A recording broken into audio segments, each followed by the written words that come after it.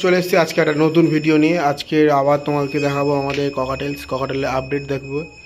আগের থেকে অনেক কোয়ালিটি আরও ভালো হয়েছে। একটা ককাটেলের একটু ঠান্ডা লেগেছিলো, আবার ঠিক হয়ে গেছে।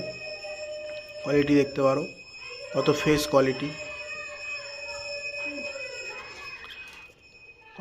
কোয়ালিটি, তোমরা দেখতে পারো। দুটো আছে, জোড়া আছে, দুজোড়া।